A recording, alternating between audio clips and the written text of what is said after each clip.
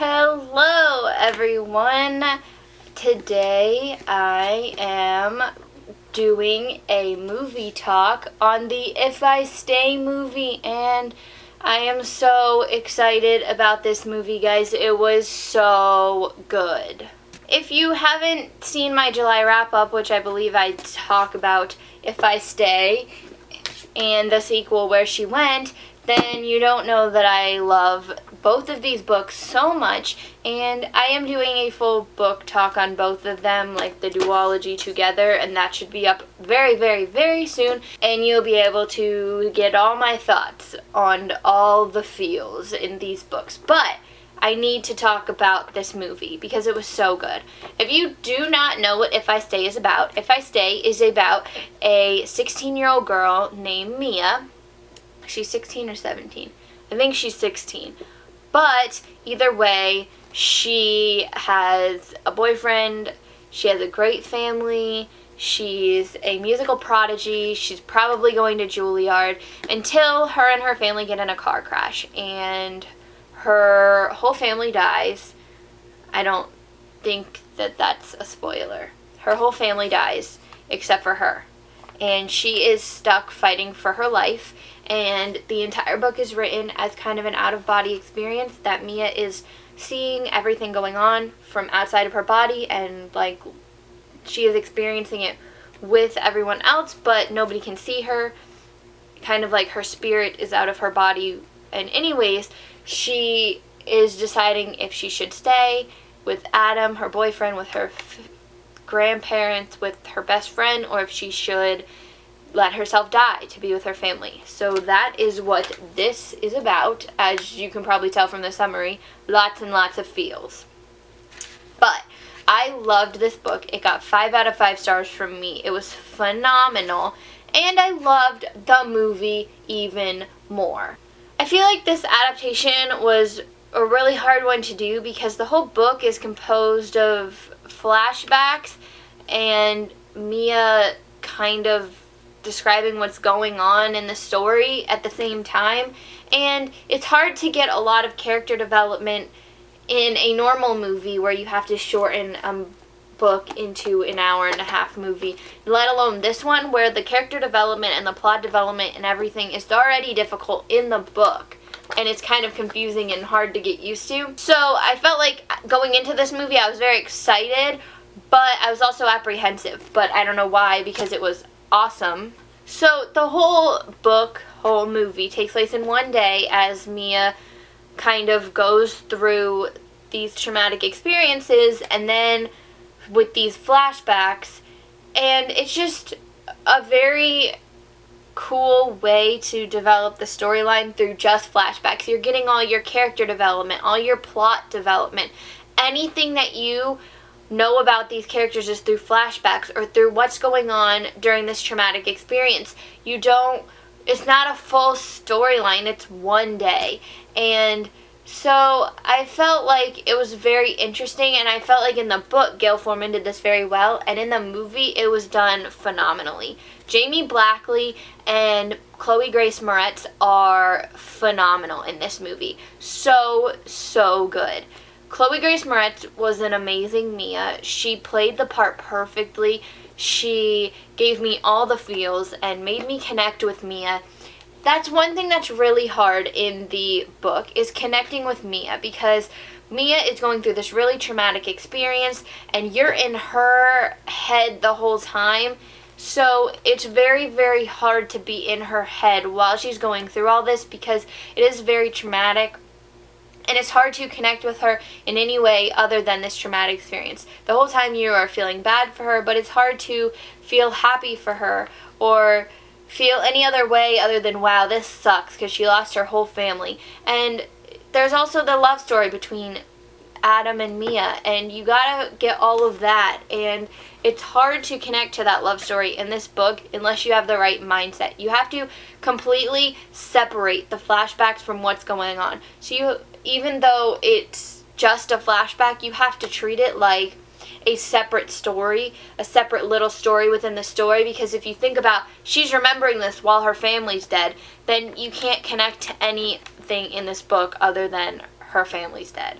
So it's an interesting thing to get used to, and I felt like in the movie it was done very, very well. The flashbacks weren't sudden, weren't jerky, the cuts were very nice, they transitioned very smoothly, and the flashbacks really added to the story. They didn't take anything away. They just added so much dimension, and even during present tense scenes I would find myself crying, and then 1 minute later it would cut to a flashback of Mia and Adam, and I would be laughing or smiling because they were so cute, or frustrated because they were fighting. And those emotional changes, I was all over the place. But it was awesome because you could really tell that the producer, the screenwriter, the director really got this movie and this book and made it what it was supposed to be and did it justice. You could really tell that Jamie and Chloe also really got their parts and were amazing. I can't imagine anybody else playing Adam. Jamie was awesome. Chloe was awesome as Mia. I loved them both. So, I, of course, had all the feels, and I don't want to spoil the movie or the book for anybody, so I don't want to talk in depth about them, but I do want to go see that movie again, like, right now.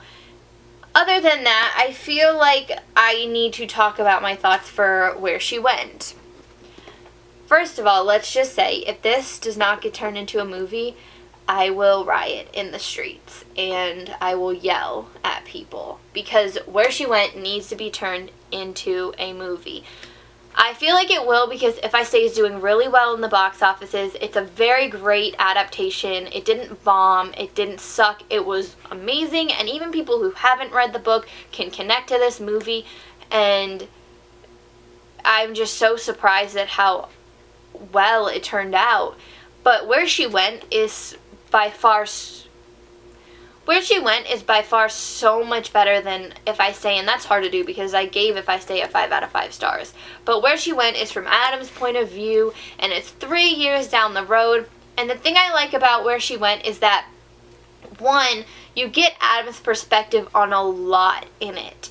Whereas in If I Stay, you get Mia's perspective, and even all the flashbacks are from Mia's perspective. So even when Adam seems like a jerk, or he seems like he's being a total ass, he's like that in the movie at times too, it's just, you get his perspective and what he was thinking, because even though it's 3 years later, he does go back and talk about what happened and what he was thinking while Mia was in the hospital, and what happened after Mia got out of the hospital, and what's going on in his head now. And you realize that he's just had a messed up life, and you feel really bad for him, and you start to sympathize with him.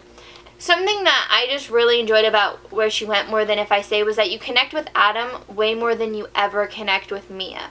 Because obviously, like I said, Mia's going through a traumatic experience and it's just flashbacks. But this is written present tense, and he does go back and discuss things at times, but he's always cognizant, he always knows what's going on, and he's just discussing his feelings and what's going on in his life, and you connect with him so much more. Whereas in If I Stay, it's hard to connect with Mia. And then in Where She Went, it's also hard to connect with Mia because it's not from her point of view. So, as much as I love Mia as a character and I love Chloe as Mia, I feel like Adam is easier to connect to, which is why I love Where She Went so much more. I feel like, I know that it will be a faithful adaptation if they keep the same people on board, because If I Stay was just amazing. And I'm really, really excited, and I hope Where She Went gets turned into a movie, because I feel like it will be even better, just like the book is even better, and it will just make me very happy. And if you don't know what Where She Went is about, I'll tell you briefly. I don't want to spoil anything. But if you didn't already know, Mia stays. But it's 3 years after the accident. Mia has gone to Juilliard. Adam's band has gotten really popular, and they have kind of drifted apart. But they find themselves both in New York for one day, and they reconnect, and that's what happens. And it's just so good. So good. And you all need to go read it and help be enthusiastic about the Where She Went movie. Go see If I Stay again so that it does well in the box office so that we get a Where She Went movie. And that's all I really have to say, guys. I loved this movie and I want to go see it again. It gave me all the feels. All of them. So give me your thoughts on the If I Stay movie. Give me your thoughts on the duology as a whole. Which one do you like better? What do you like or not like about either one of them? And yeah, that's all for now. And I should have a duology review up soon for the duology, If I Stay and Where She Went, so I can talk about the books, even though I talked about them a lot in this review. Oh well, I'll have that up soon, and I'll see you guys very, very soon, I hope, with that video. But until then, bye!